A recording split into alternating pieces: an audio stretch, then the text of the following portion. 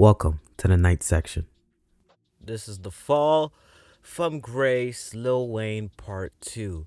In Part 1, we covered the detriment of Lil Wayne trying to connect the dots from his childhood to substance abuse. So, now just a brief review. We know that in the past month or two, it seems that Lil Wayne has been in the headlines a lot. So, whether that be from selling his masters and the entirety of the Young Money catalog to pleading guilty to a federal weapons charge in which he is awaiting sentencing in the following weeks to come. And overall, it does not look so good. Now, there's been a lot of discussion around the possibilities of why Wayne may have sold his masters, and trust me, conspiracy theorists are eating this one up. On one hand, there's a lot of people thinking that he had to sell his masters to pay potential lawyer fees to try and get out of this entanglement with the law, and is just overall unable to keep up with his lifestyle due to the pandemic. In other words, no touring money. On the other hand, there are people arguing that he made the right decision, as $100 million is a lot of money. And I just want to preface this by saying that $100 million is a lot of money for 99% of people. Yes, there's no denying that. The average person making 45 to 60K a year with zero investments, that figure is huge, and it's hard for the average person to even fathom that Lil Wayne could have possibly lowballed himself. But understand this: if you're Wayne, a legendary figure in the game who contributed to music since the 90s and is one of the highest selling artists of all time, it is nothing compared to what he could be making 10 to 20 years down the line. But we will discuss this further in detail a little later on. So, in part one, for clarity's sake, we took a bit of a dive on what may have been the signs correlating to his decline.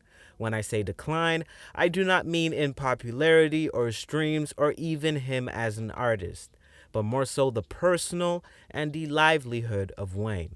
So yes, that includes selling his masters for $100 million when his masters are probably worth a minimum of 5x that amount, which in my opinion was the nail in the coffin for him.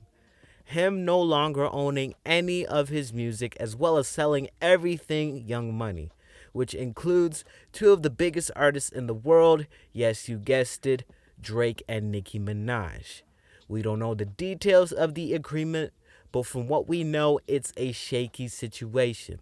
But again, this is not the isolated incident that signaled his decline. In part one, we discussed the tragedies of his childhood and the substance abuse that has taken over his life for quite some time. And in this part two series, we will discuss his run ins with the law and go into further detail about him figuratively selling his soul. And finally, how we can make sense of all of this. Again, disclaimer: these are not facts, but me just trying to put the pieces together. Act 1, Part 3: The Law. Lil Wayne's uphill battle with the law has clearly been evident throughout the course of his career. The irony of it all is that when he shot himself earlier in his life was the fact that it was essentially a police officer that came to his rescue. But oh, how the tides change. Seemingly every encounter after that was to Lil Wayne's detriment. The prison system in America is a whole subject on its own, but to put it to you guys in simple terms, it's not a place where you want to be. According to an article from Rolling Stone magazine, quote, on July 22nd, 2007, Lil Wayne is arrested after his first headlining concert in New York and charged with one count of criminal weapons possession and one charge of criminal possession of a loaded weapon. Police searched his tour bus after allegedly smelling marijuana smoke. Prosecutors claimed that he tried to conceal a .40 caliber gun that was found on the bus. Wayne's lawyers repeatedly claimed the gun did not belong to him and that police had no legal cause to be on the bus. Wayne complains about the robust police presence from the stage and is himself searched upon entering the venue. End quote. Lil Wayne eventually pleaded guilty to the charges 2 years later on October of 2009, and the following year in March of 2010, after much delay, he would begin his 1 year jail term at Rikers Island, but got out in 8 months for good behavior. According to Wikipedia, quote, on January 23rd, 2008, Carter was arrested alongside two others. His tour bus was stopped by Border Patrol agents near Yuma, Arizona. A K-9 unit recovered 105 grams of marijuana, almost 29 grams of cocaine, 41 grams of ecstasy, and $22,000 in cash. Carter was charged with 4 felonies: possession of narcotic drugs for sale, possession of dangerous drugs, misconduct involving weapons, and possession of drug paraphernalia. He was granted permission to travel outside of the state and remain out of custody on the $10,185 bond he posted. End quote. On the day of his final court hearing for the charges, he was a no-show. But that's because he was serving out his time for the original weapons charges at Rikers Island. On June 30th of 2010, he was sentenced to 36 months of unsupervised probation for the Arizona charges. He pleaded guilty to 1 count of drug possession in exchange for the dismissal of 3 other drug and weapons charges, according to the Rolling Stones. And in more recent news that most of you guys have probably heard about, Lil Wayne pleaded guilty to the federal weapons charges, where basically he was charged with 1 count of possessing a firearm and ammunition by a convicted felon. For you guys that don't know how this happened, an article by the Rolling Stones says, quote, an anonymous tip led officers to Opa-locka Executive Airport on December 23, 2019. Where Lil Wayne arrived on a private flight from California. Officers spoke with Carter, who told them that he had a gun in his bag. After securing a search warrant, officers looked in the bag containing Carter's personal items and found a gold-plated Remington 1911 .45 caliber handgun loaded with 6 rounds of ammunition.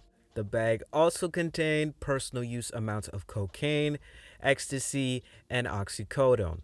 Prior to December 23rd of 2019, Carter had been convicted of a felony which made his possession of the gun and ammunition on that day illegal. Lil Wayne pled guilty to the charges and is awaiting his sentencing hearing on January 28th of 2021, aka this year, where he's facing up to 10 years in prison. But due to his lawyers and federal prosecutors working out a guilty plea deal, it is likely that he might not do any jail time at all or considerably less, according to the Rolling Stones. All Act 1, Part 4, Nail in the Coffin. So earlier I went into brief detail about Lil Wayne selling his masters and all of Young Money's. I personally don't think that it was the wisest decision on his part. Then again, we don't know the minute details about the percentages or the splits of how much exactly he owns or how much he sold to Universal Music Group.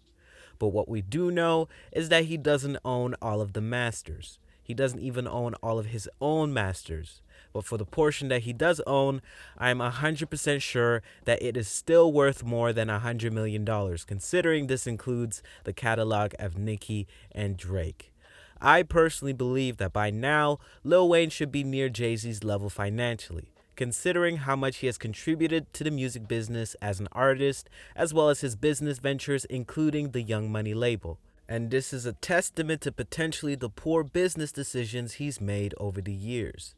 But this points to a bigger issue of the mishandling of his career on the back end of things before 2018.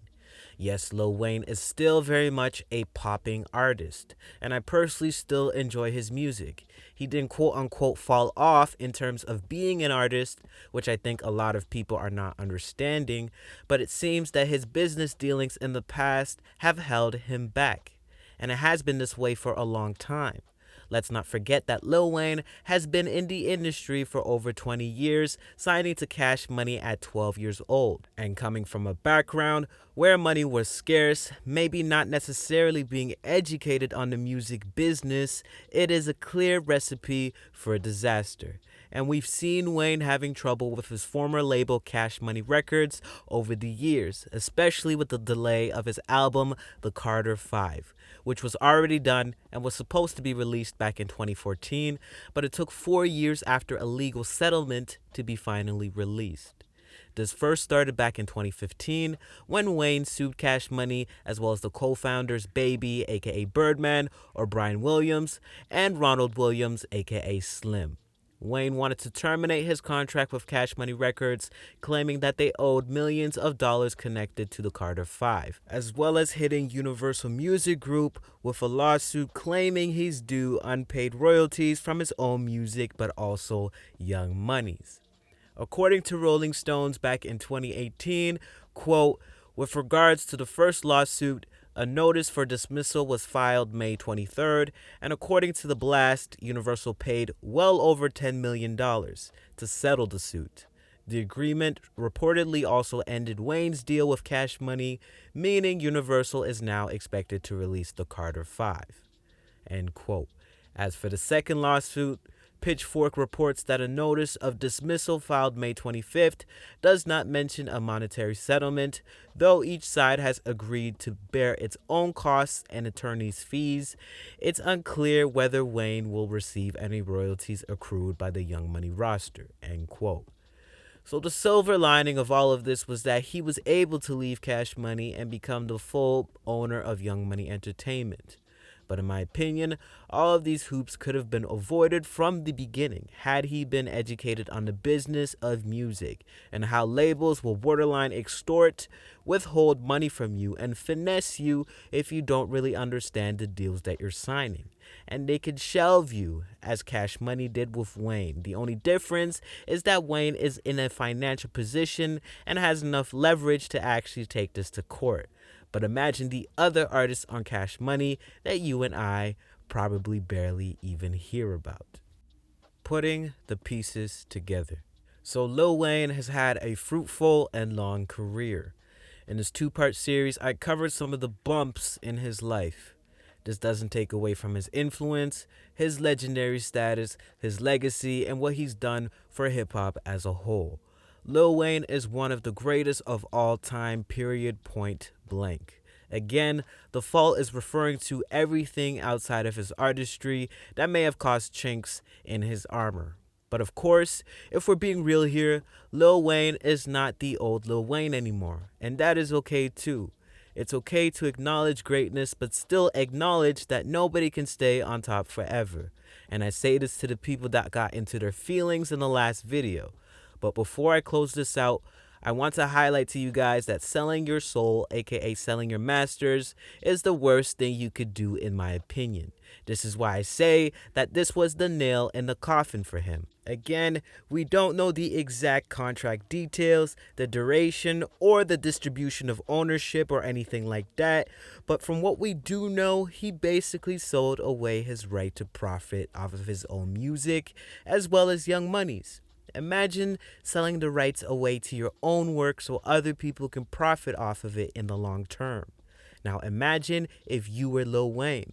And it's a widely known and unspoken rule that if a label is giving you an advance of any kind, in the background you must know that they are making way more than what's being offered. Night section out.